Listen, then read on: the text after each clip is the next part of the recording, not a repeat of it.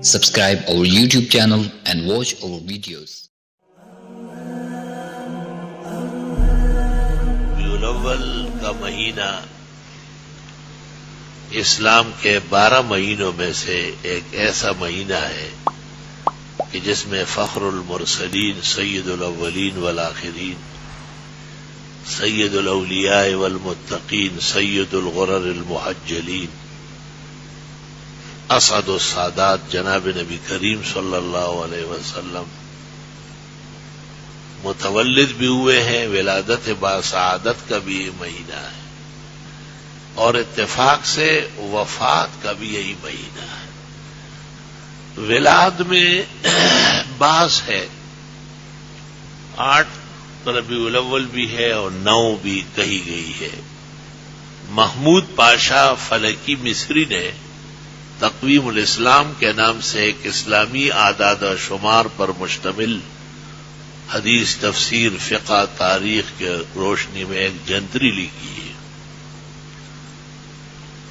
اس میں ثابت کیا ہے کہ ولادت باسعادت صحیح قول کے مطابق 9 ربیع الاول ہے، اور بعضوں نے 9 اور 8 میں کچھ یکسانیت پیدا کرنے کی کوشش کی ہے.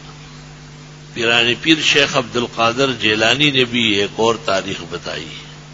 مولوی احمد رضا خان صاحب نے بھی تسلیم کیا ہے کہ ولادت 12 ربیع الاول کو نہیں، بدور الہ اللہ وغیرہ میں تسلیم کیا ہے.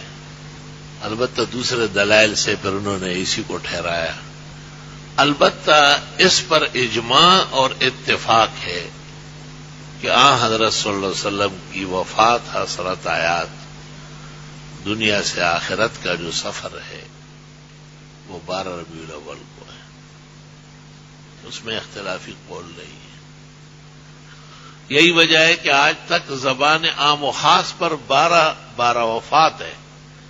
12 ربیع الاول کو 12 وفات کہتے ہیں، یعنی ربیع الاول کی 12 تاریخ اتفاق سے پیر کا دن تھا جب حضرت صلی اللہ علیہ وسلم نے اس دار فانی سے دار بقا کو سفر آخرت